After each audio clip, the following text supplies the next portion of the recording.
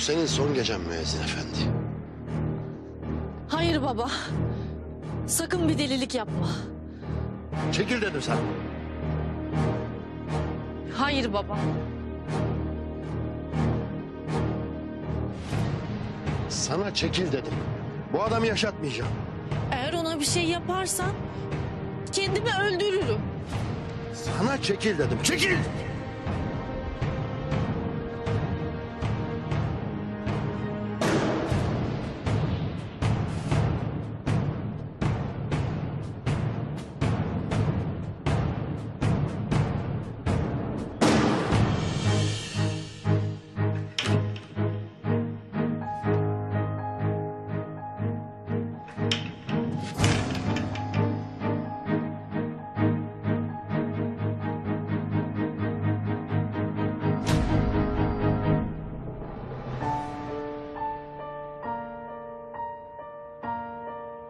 Hayır baba.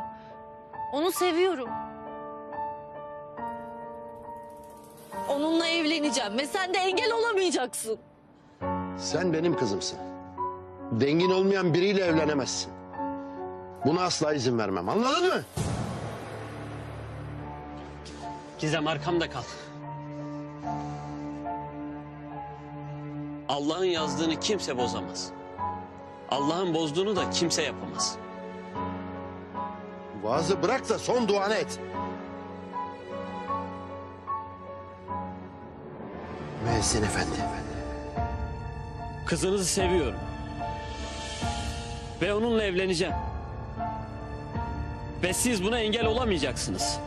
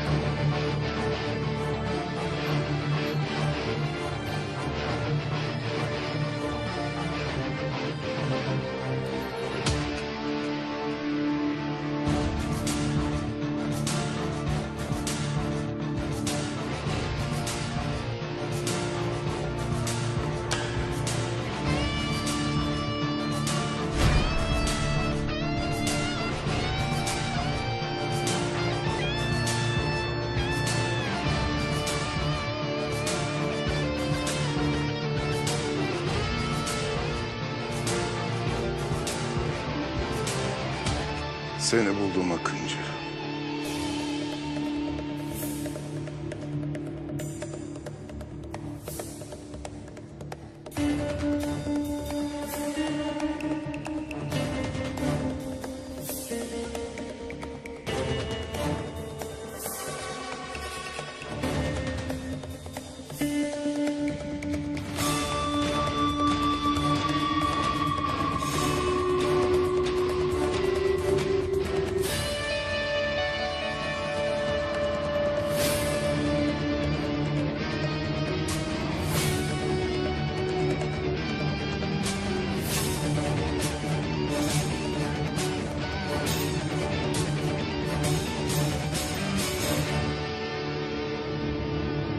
Hicabi!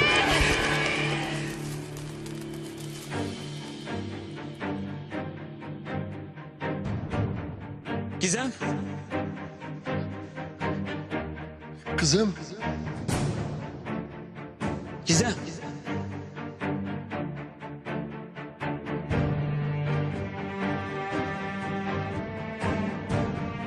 Kızım.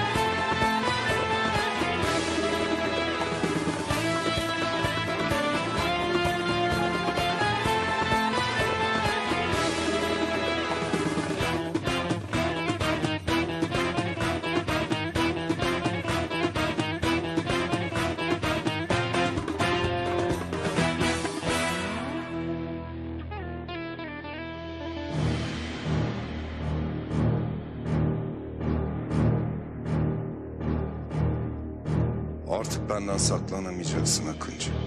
Kim olduğunu biliyorum. Öldüreceğim seni.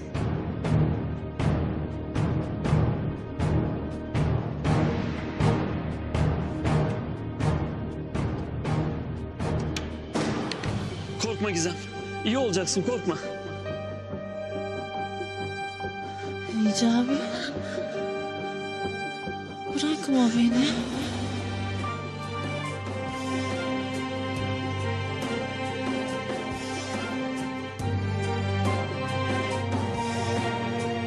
Yanındayım.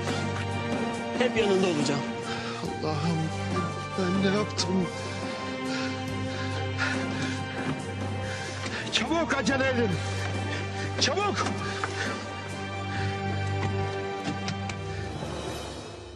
Tülin Hanım, o kadar heyecanlıyım, o kadar mutluyum ki anlatamam. Yarın Yıldırım hikayede evleniyoruz. Evet Azim Bey, ben de çok mutluyum, çok heyecanlıyım.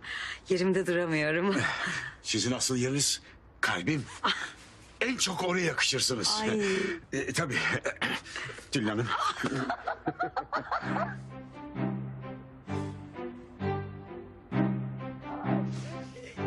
Çok tatlısınız. Siz daha tatlısınız. Vallahi babam Tülin Hanım'la yarın evleniyor. Bunlar evlenirse ben Melis Hanım'la nasıl evleneceğim? Bu caiz olur mu ki? Benim bunu hemen gidip Hicabi'ye sormam lazım. Sonra da gider Sokrat şerefsizini bulur, Melis Hanım'ı Baba Kadir denilen tehlikeden kurtarırım.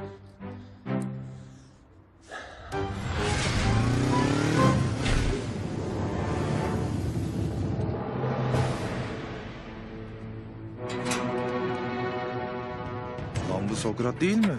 Ne iş var lan burada?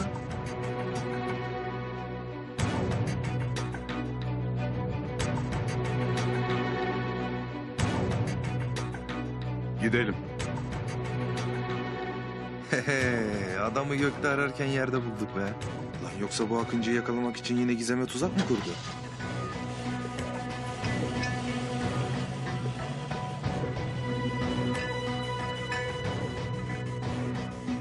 Yerini Baba Kadir'e söyleyip Melis'i bu işten kurtaracağım. İşte şimdi işim bitti Sokrat.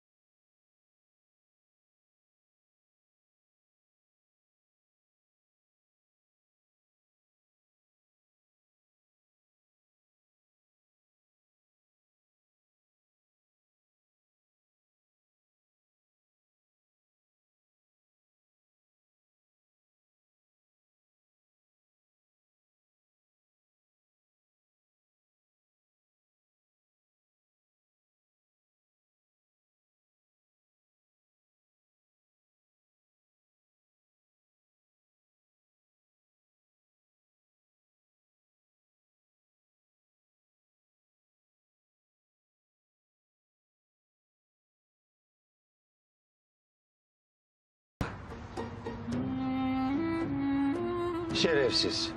Seni yakalayamayacağım mı zannediyorsun lan? Ha? Neyse. En azından Ünsal peşimde değil.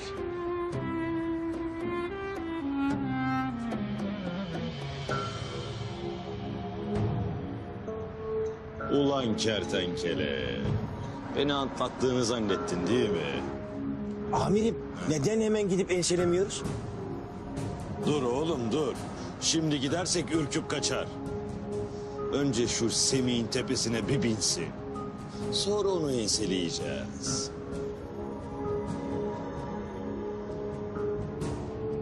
Ulan ne pasaportu alabildik ne parayı alabildik ama en azından canımızı kurtardık ya. Allah güzel oldu.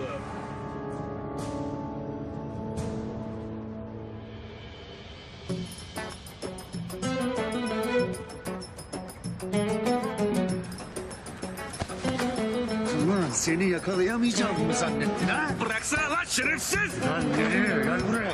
Gel. Sokakta bıçağı verdiğini söyleyeceksin. Bırak. Ünsal abi.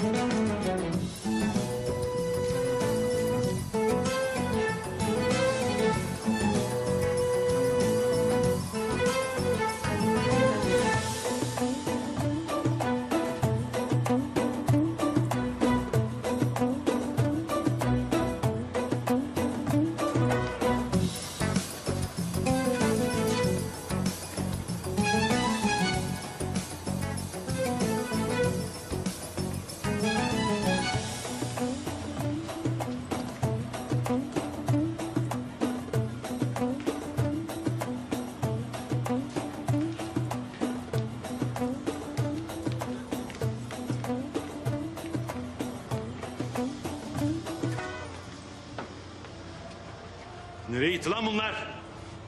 Amirim bence korku tüneline girmişlerdir. Ulan şerefsiz. Kıstırdım lan seni şerefsiz. Yürü yürü. Bir dakika amirim bir dakika. Bence biz burada bekleyelim onlar nasıl olsa çıkar. Malum korku tüneli. Ne ödlek adamsın lan sen yürü. Ya amirim. Ya of ya. İçeride fortlak vardır amirim ya.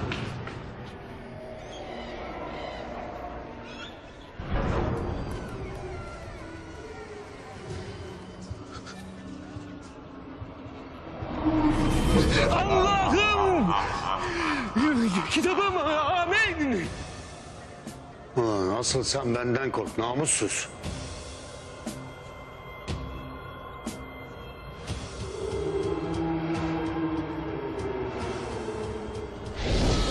Ne oluyor lan? Kertenkelenin sesi.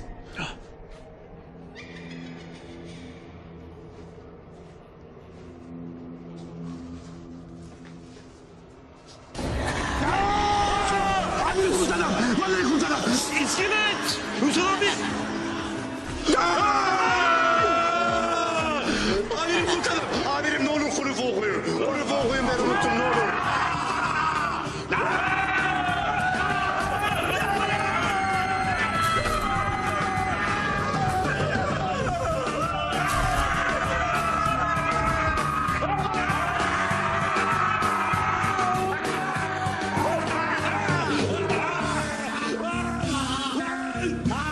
Oğlum kertenkele nerede lan? Amirim işte kertenkele orada.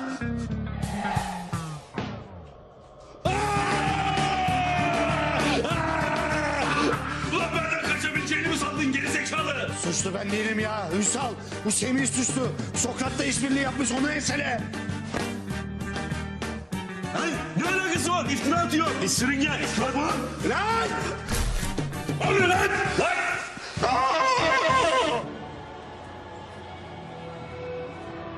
Kertenkele beni bu kılıkta asla tanıyamaz.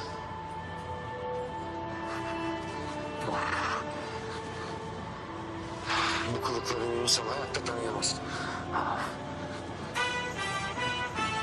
Nerede lan bu? Hangisi kertenkele? Amirim bence vampir. Vampirin peşine düşelim. Vampir. Hayır değil. Kurt adam kertenkele. Koş hemen. Amirim vampir ya.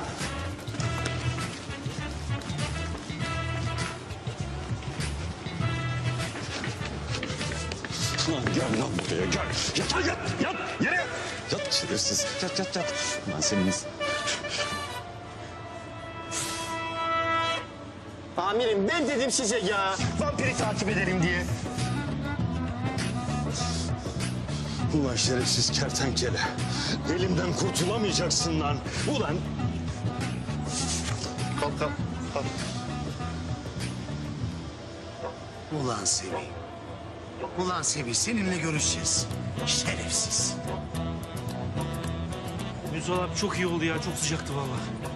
Gitti mi kertenkele? Ya sus vururum tek şu kafana. Zaten sinirliyiz burada.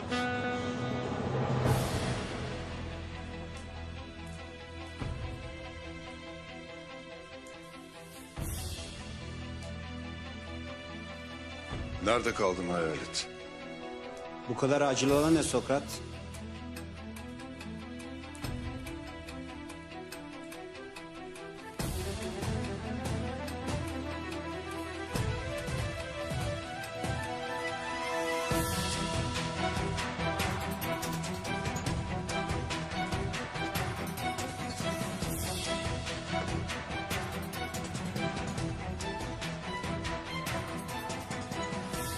Akıncı'nın kim olduğunu öğrendim.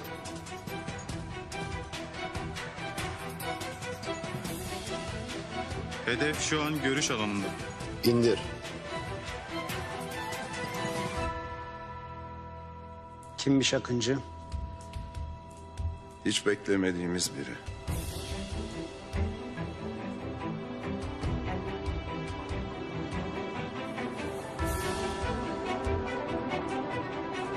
Akıncı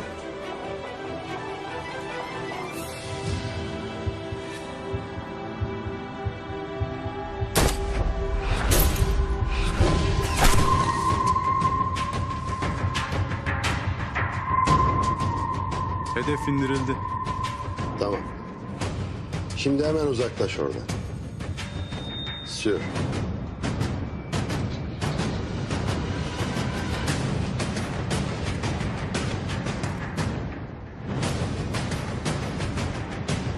Sokrat.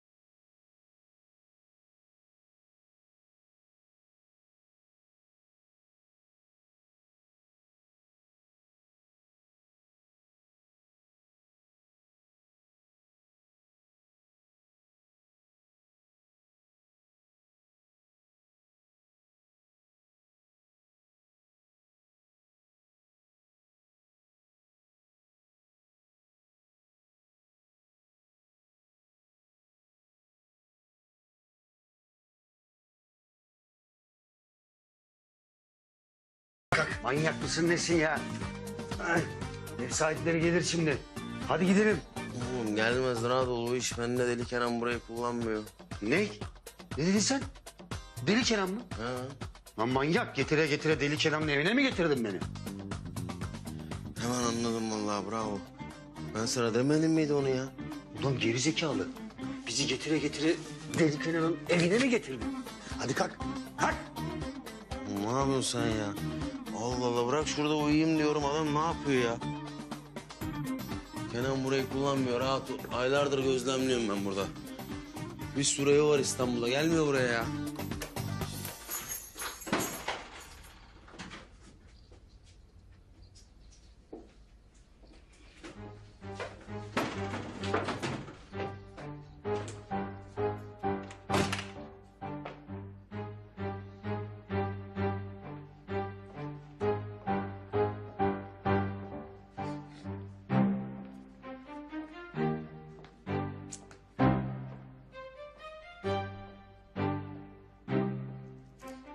Oğlum buranın bayağı bir işi var ya. Ben balayındayken siz iyice bir toparlayın etrafı. Sen merak etme abi, biz her şeyi hallediyoruz. Gerizekalı. Hadi sen canına susadın. Benim canımı niye tehlikeye atıyorsun? Kenan burada ikimiz de görse öldürür lan. Sen Deli Kenan'ın Ziya avcısısın. Sana bir şey olmaz, sana kıyamaz, rahat ol. Lan sus. Manyak manyak konuşma. Herifin gözü Banu'dan başka kimseyi görmüyor. Ziya mı takar o? Allah'ım hala konuşuyorsun ya. Oğlum sen ne tırstın lan? Allah Allah. Ne korkuyorsun, ne korkuyorsun? Deli Kenan gelecekse gelsin. Ezerim lan onu burada. Zaten ayarım herife, Banu'yu almış elimden. Ezerim onu. Kardeşim, Deli Kenan geldi. Ne olur bırakma beni burada. Sen burada Deli Kenan ezmesi yap. Ben gidiyorum. Kendine iyi bak Şevketciğim. Oğlum nereye gidiyorsun lan beni bırakıp? Ya kardeşim. Allah oğlum. Oğlum nereye gidiyorsun beni burada bırakıp ya? Arkadaş ne yapacağım ben şimdi? Yok onu tanıyorlar şimdi, bundan zaten korkmazlar.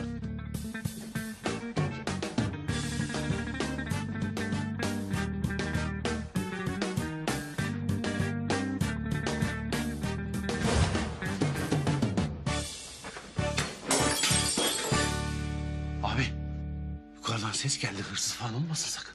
Ne hırsızı lan? Hangi şuursuz benim evimi soymaya cesaret edebilir lan? Yürüyün bakalım.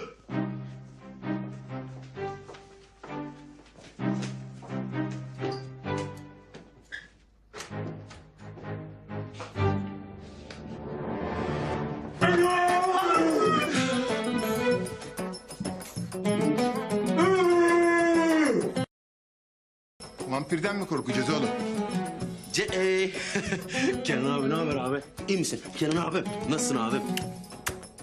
Abi nerelerdesin ya, özledim seni. Şevket, ben seni her yerde ararken sen benim evde mi saklanıyordun oğlum?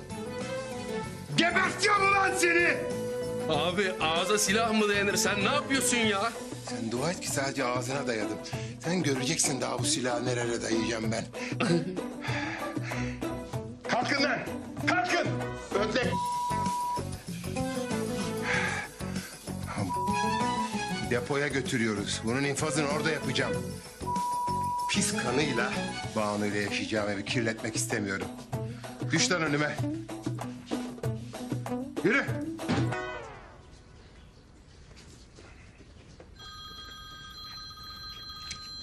Tutun lan şunu. Efendim Banucuğum. Tabii canım, tabii. Hemen geliyorum, hemen geliyorum. Bana bakın lan. Beni Banu Hanım'ın yanına bırakın. Bu depoya götürün. Bizzat, şahsen kendim sıkacağım kafasına. Kenan abi! Abi çok önemli bir şey söyleyeceğim. Affet abi beni. Seni ben Sokrat'ın yanına göndereceğim koçum. Abi Sokrat nereden çıktı şimdi, mevzumuzla ne ilgisi var ya? Ben hiç sevmem o adamı. O pişmaniye sakalla ne işim olur ya? Takıyor öyle. Johnny Depp'in babası gibi geziyor ortalıklarda. Şşt. Sokrat'ı vurdular ya, Kenan abi onu söyle. Ne? Vurdular mı? Ne zaman vurdular ya? Allah Allah. Hiç haberim yok biliyor musun? Çok sevindim şu an abi. Çok sevindim. Vallahi Ziya Hoca bu habere bayılacak. Ben gidip ona bir müjdeyi vereyim müsaadenizle. Sonra... Of. Abi müsaade et. Kenan abi. Şevket, arabaya bin. Abi ben taksiyle giderim sağ olasın. Teşekkür ederim. Yürü lan. Ulan bu deli Kenan harbiden öldürecek bizimkini ya. Abi ne yapıyorsunuz ya? Bu devirde depoya adam... Başımda yeterince bela yokmuş gibi. Bir de sen çıktın başıma.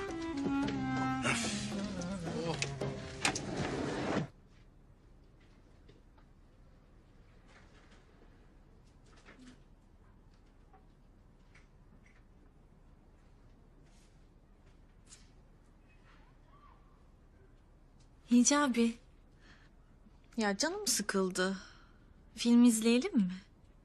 Tabii, nasıl istersen. Hangi film izleyelim? Fark etmez. Romantik bir şeyler olsun yeter. Tamam.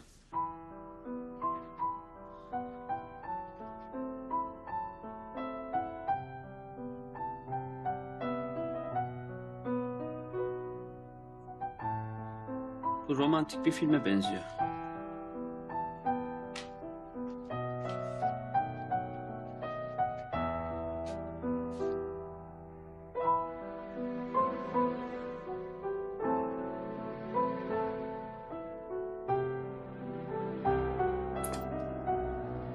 İş ciddileşiyor galiba öyle mi?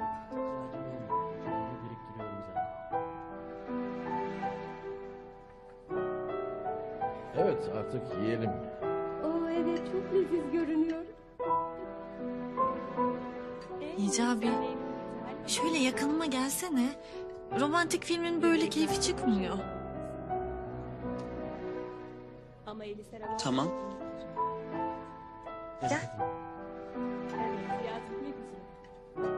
Sonra ne yapacağız? Charleston buradan sadece birkaç saat uzakta. Ellie. Yapacak.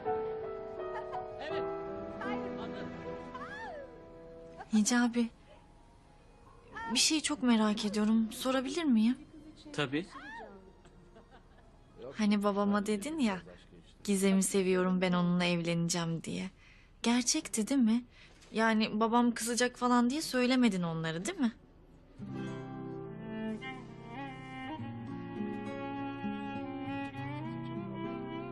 Gizem. Seni seviyorum. Ve seninle evleneceğim. Ve hayırlısıyla güzel bir aile kuracağız. Ben de seni çok seviyorum Hicabi.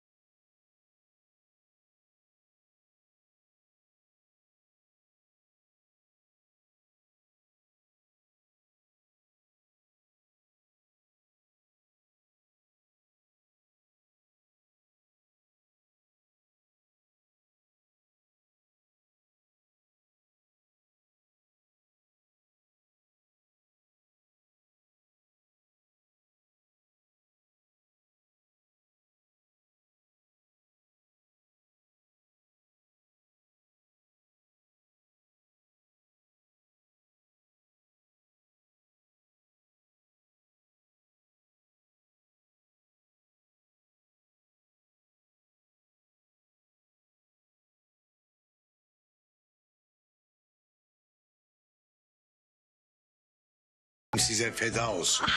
Çünkü siz dünyanın en değerli hazinelerinden daha değerlisiniz benim için.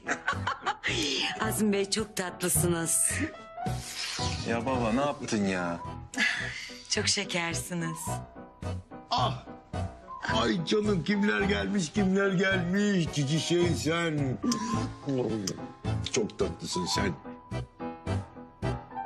Tülin Hanım diyorum ki hemen evlenip böyle güzel çocuklar yapalım. Tabii Azmi Bey. Ben de bunu düşünüyordum zaten. O zaman ne yapıyoruz? Hadi bahçeye çıkalım bakalım hazırlıklar nasıl gidiyor. Bakalım neler yapmışlar.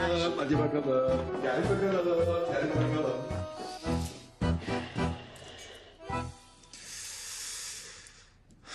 Bu düğünü engellemenin tek bir yolu kaldı Adnan kardeş. Neymiş? Düğün gecesi Alan'ı kaçıracağız. Ne? Başka çaremiz yok. Yoksa bu iki azgın evlenecek. İyi de kaçırıp ne yapacağız? Halanı kaçırdıktan sonra onun ağzından babama bir mektup yazacağız. Onu sevmediğini, artık ona katlanamadığını söyleyen. Babam vazgeçer mi peki? Tabii ki vazgeçer. Benim babam onu istemeyen bir kadının peşinden hayatta koşmaz. Ya koşarsa? Koşmaz. Ola ki koştu. O zaman babam halanı unutana kadar halanı kilitli bir yerde saklayacağız. Ne diyorsun sen be? Başka çaremiz yok Adnan kardeş. Of arkadaş ne zormuş bu işler ya. Aynen öyle. Planımızı gerçekleştirmek için düğün gecesine kadar beklememiz lazım. Ama ben bayağı bir gerildim ya. Şöyle hamama gidip iyice bir terlemem lazım Adnan kardeş. İyi sen git at terini. Hayatta olmaz Adnan kardeş. Senin de şöyle hamama gelip iyice bir terlemen lazım. Hamam mı? Ne oldu Melis? Panikledin hemen. Daha dur bakalım.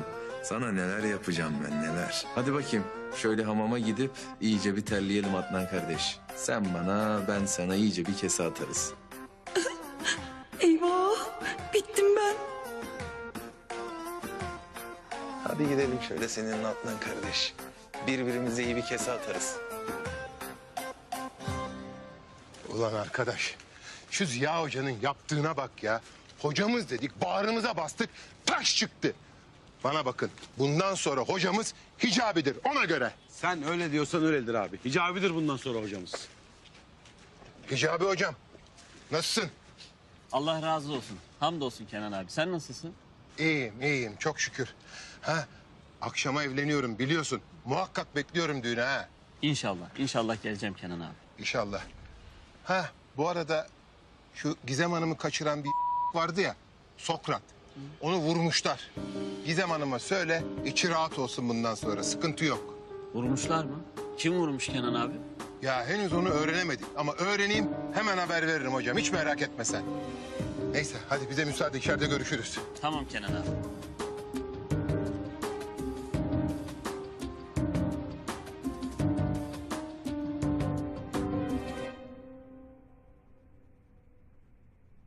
Bismillahirrahmanirrahim. Değerli kardeşlerim, yerlerin ve göklerin yaratıcısı ve hakimi Allahu Teala hiçbir kavmi peygambersiz bırakmamıştır. Her kavme bir peygamber göndererek onlara kendi varlığını, birliğini ve büyüklüğünü takdis etmeye çağırmıştır. Hazreti İbrahim de bu peygamberlerden biridir. Kur'an-ı Kerim'de Allahu Teala'nın Halil yani dost diye nitelediği Hazreti İbrahim Babillilere peygamber olarak gönderilmiştir. Hazreti İbrahim'in davetine başta babası olmak üzere bütün kavmi uzun süre karşı çıkmıştır. O dönemde hüküm sürmekte olan Nemrut, sahip olduğu servet ve saltanatıyla kendisini ilah olarak ilan etmiştir. Hazreti İbrahim herkesi İslam'a çağırıp bir ve tek olan Allah'ın yoluna davet ettiğinde Nemrut ona aldırış etmedi. İlahlık iddiasını sürdürdü.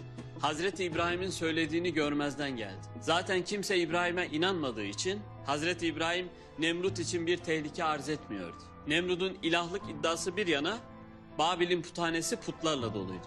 Babilliler Nemrut dışında aynı anda birçok puta tapıyor, onlardan medet umuyorlardı. Bir gün Babillilerin bayramıydı.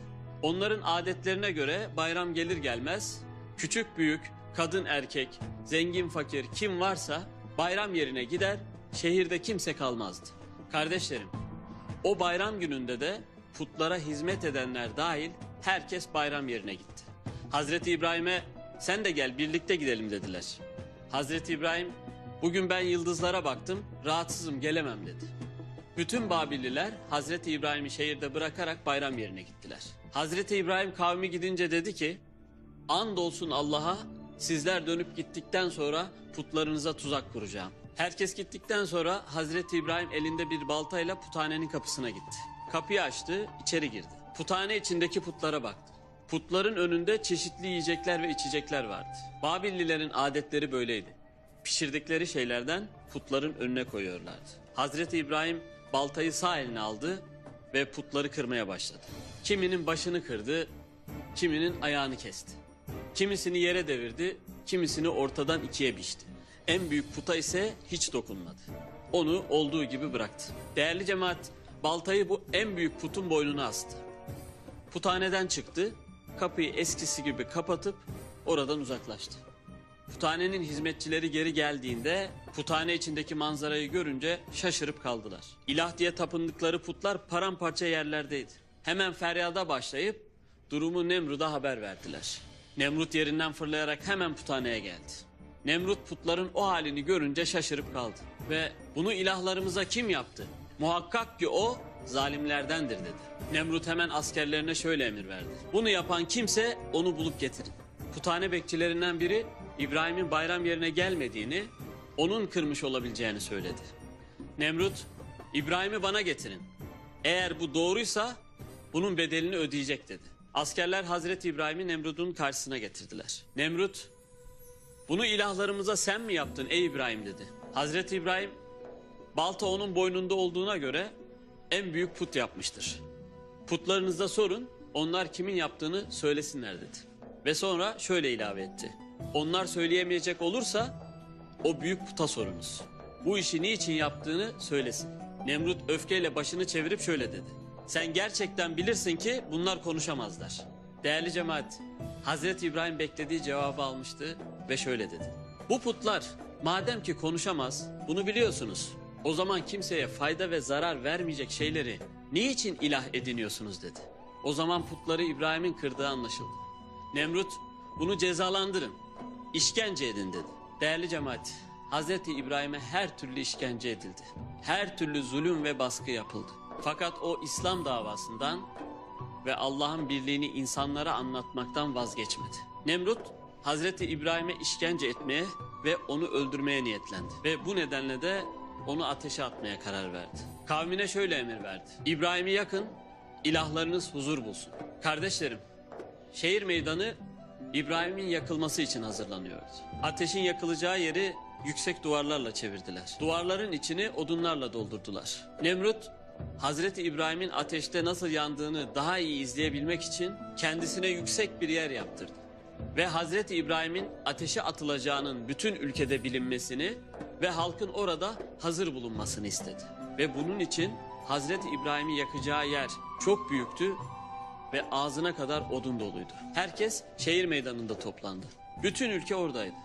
Herkes bu ana şahitlik etmek istiyordu. Nemrut emir verdi, odunlar tutuşturuldu, alevler bütün gökyüzünü sardı. Nemrut'un hazırlattığı odunlar o kadar fazlaydılar ki bu dumanlar şehrin ta öteki ucundan görülebiliyorlardı. Ateş iyice büyüdü. Herkes bekliyordu artık. Nemrut'un emriyle Hazreti İbrahim zincirlere bağlı şekilde ateşe atılacağı meydana çıkarıldı. Herkes meraklı gözlerle ona bakıyordu. Kafirler Hazreti İbrahim yakılacağı için sevinirken Hazreti İbrahim'e inanan bir avuç insan gizli gizli ağlıyor, Allah'a yakarıyorlardı. Hazreti İbrahim'i ateşin kenarına getirdiler. İçine atacaklardı. Fakat ateşin sıcağı o kadar fazlaydı ki kimse yaklaşamadı. Ne yaptılarsa Hazreti İbrahim'i ateşe atamadılar. Sonunda Nemrut Hazreti İbrahim'i büyük bir mancınıkla ateşe atılması emrini verdi. Hemen mancınık hazırlandı ve ateşe göre ayarlandı. Hazreti İbrahim'i mancının içine yerleştirdiler. Hazreti İbrahim mancınıkla ateşe atılacaktı. Fakat hiç korkmuyordu. Hazreti İbrahim bana Allah yeter. O ne iyi ne güzel vekildir diye Rabbini zikrediyordu. Ne ölümden ne Nemrut'tan korkuyordu. Değerli kardeşlerim, İman insanı böyle korkusuz kılar. Allah'tan hakkıyla korkan ve ona inanan başka hiçbir güç önünde eğilmez. Ve başka hiçbir güçten yardım dilemez. Hazreti İbrahim Rabbine sığınmıştı. Onun her şeye gücünün yeteceğini biliyordu. Dev alevlere bakarken hiç korkmuyor, dilinde zikir, kalbinde iman ile Allah'ın takdirini bekliyordu. Nemrud'un emriyle mancınık gerildi ve Hazreti İbrahim ateşin ortasına fırlatıldı. Hazreti İbrahim ateşin ortasına düşünce alevler dört yana çekildi. Çünkü alemlerin Rabbi olan Allah ateşe Hazreti İbrahim'e karşı serin ve selametli olma emrini verdi. Ateşin ortasında bir yer açıldı. İçinden şirin bir pınar akmaya başladı. Pınarın çevresi yeşillendi. Hazreti İbrahim'in ayağındaki zincir kendiliğinden çözüldü. Hazreti İbrahim pınarın başında oturuyordu. Nemrut yüksek yere çıkarak ateşi görmek istedi. Nemrut ateşin içine baktı. Ateş ortasında pınarı ve yeşilliği gördü. İbrahim de sağ olarak pınarın yanında oturuyordu. Nemrut bu hal karşısında şaşırıp kaldı. Hazreti İbrahim'in ateşin içinden sağ salim çıktığını gören birkaç kişi hemen oracıkta iman ettiler. Nemrut halkın kendisinden yüz çevirmesinden korktu. Hemen adamlarını dört bir yana mektuplar yazarak yolladı. Çabucak ordular gönderin. Tamamen silahlansınlar. Gök tanrısıyla savaş etsem gerek dedi. 100.000'e yakın asker Nemrut'un önünde toplandı. Kibri Nemrut'un gözlerini o kadar kör etmişti ki yerlerin ve göklerin sahibi ve hakimi Allah'a savaş açmıştı. Sonsuz kudret ve kuvvet sahibi olan Allah Nemrut'a ibretlik bir son hazırladı. Kardeşlerim, Allah sivrisineklere emretti. Sinekler Nemrut ordusundaki askerlerin yüzlerine gözlerine üşüştüler. Sivrisineklerin çokluğundan askerler birbirlerini göremez oldular. Sivrisinekler her adamı ve atını ısırdığında acısı dayanılmaz oldu. Bu acıyla hayvanlar şaha kalktı. Canının acısından askerleri yerlere fırlattılar. Böylece bu zalim ordu perişan oldu ve dağıldı. Rezil olan Nemrut yapayalnız kaldı. Kaçıp sarayına girdi. Sinekler girmesin diye kapıları sağlamca kapattı. Kurtulacağını sandı.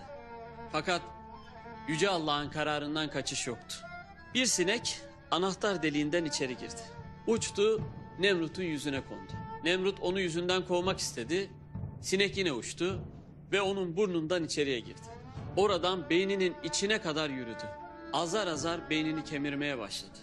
Nemrut iki eliyle yüzüne gözüne vurup acısını bir nebze olsun durdurmaya çalışıyordu. Ancak başını bir yere vurduğunda sineğin kemirişi diniyordu. Başını bir şeylere vurmadığı an sinek beynini yemeye yine devam ediyor. Nemrut'un feryatları göklere çıkıyordu. Nemrut kafasını duvarlara vura vura kendisini öldürdü. İşte kardeşlerim, Allah'a meydan okuyanın, Allah'a savaş açanın sonu böyle ibretlik olur. Allah sonsuz hikmet ve kudret sahibidir. Yüce Rabbimiz hepimize Hazreti İbrahim'in imanından ve sabrından nasip etsin inşallah. Amin.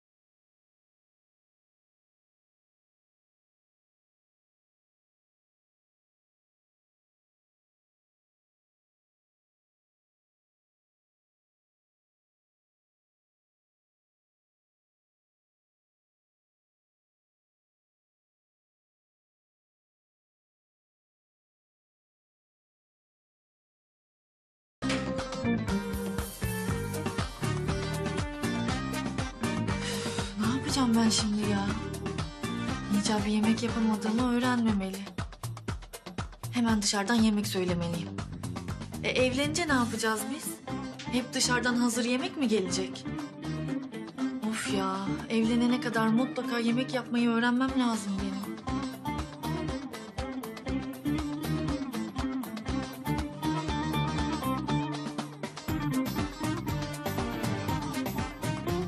Alo, Çin lokantası mı? Bir yemek siparişi vermek istiyorum.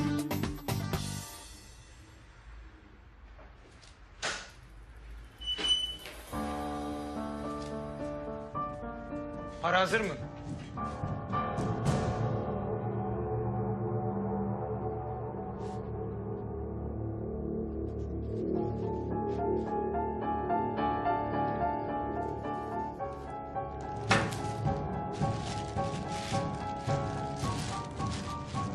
Gelecek ay içinde hazırlıklı olun. Bunun 2 katını vereceksiniz.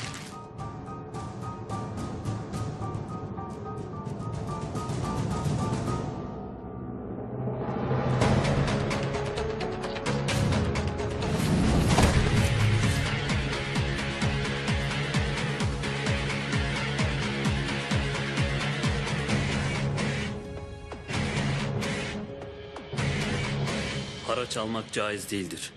Hemen esnafa parasını geri verin. Bırak lan vaazı. Vermezsek ne olacak? Mazlumun hakkını kimseye yedirmem. Gel de al kolaysa.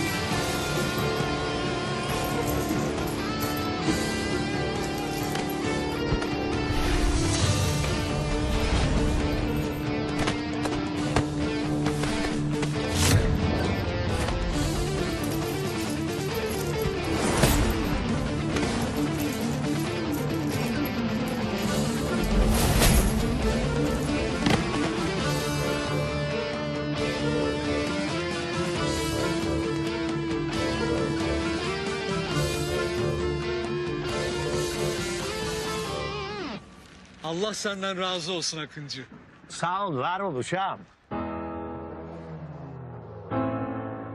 Da yaman uşak ha. Evet ya.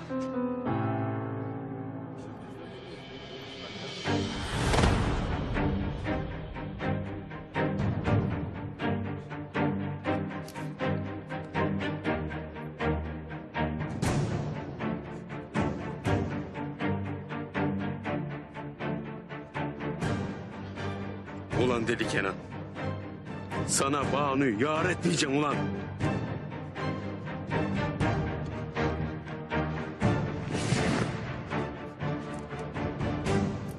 Damatlarla gelinler masadayken nikah memuru da evet hayra geçmeden önce halanı kaçırıyoruz Adnan kardeş. Tamamdır Kemal kardeş. Plana aynen sadık kalacağız. Aynen öyle. Ben şimdi bir içeri gideyim, bir kolaçan edeyim ne var ne yok, tamam?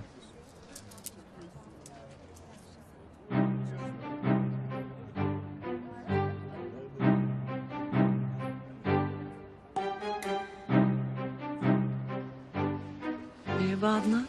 Ne haber? İyidir Bahar Hanım. Ya o hanımı çıkarsak mı acaba?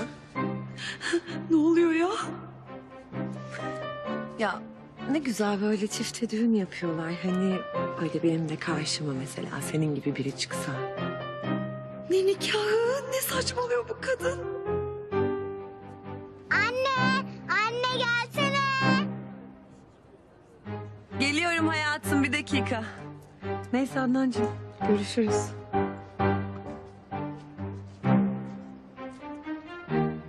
Allah'ım, kafayı yiyeceğim ben ya. Resmen bir kadın tarafından taciz ediliyorum. Düştüğüm hallere bak.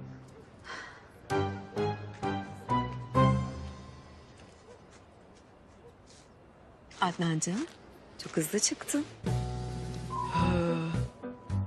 Pardon, anlayamadım. Hadi canım sen de. Bilmiyormuş gibi yapma. Bu kız sabah akşam senin peşinde. Benimle de konuştu, senden çok hoşlanıyormuş. Hoşlanıyor mu? Anlamamış gibi yapma lütfen. Kaçırma derim.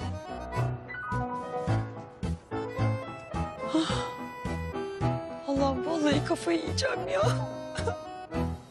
Yetmedi mi?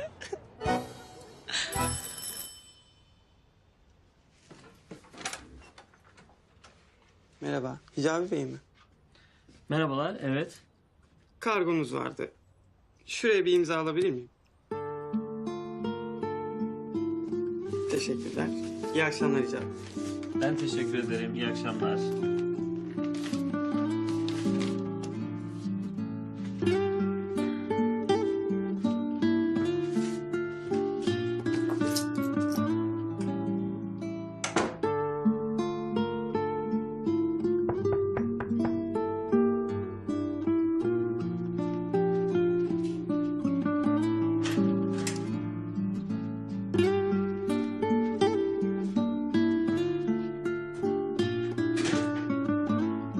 Hoş geldin Hicabi.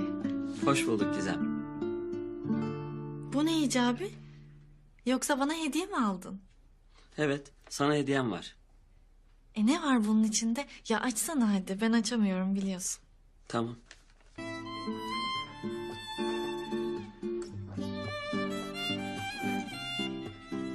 Canım benim ya. Çok teşekkür ederim sana. Ama ben Kur'an-ı Kerim okumasını bilmiyorum ki. Sen bana Kur'an okumayı öğretir misin Hicabi? Tabii ki öğretirim. Seve seve hem de. Hadi geçelim mi masaya?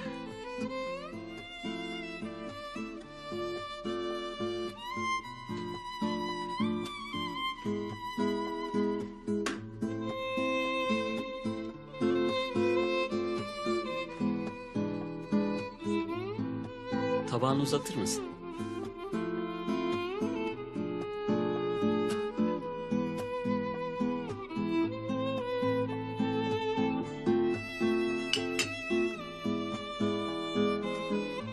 Teşekkür ederim.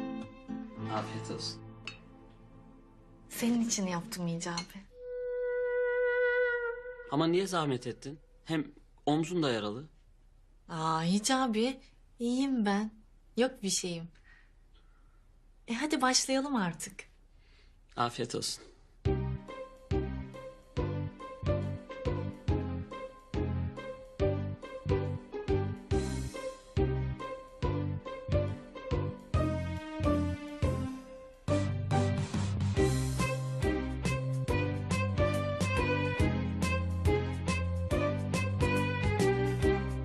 Nasıl olmuş, beğendin mi?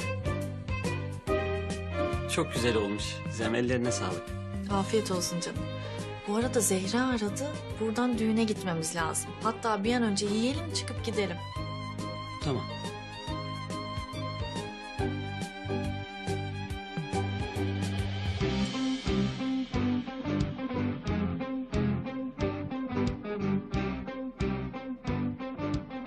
Hicabi? Sen hiçbir şey yememişsin hala. Ben yiyorum. İyiymiş. Ay canım benim ya. Kıyamam ben sana. Niye baştan söylemedin?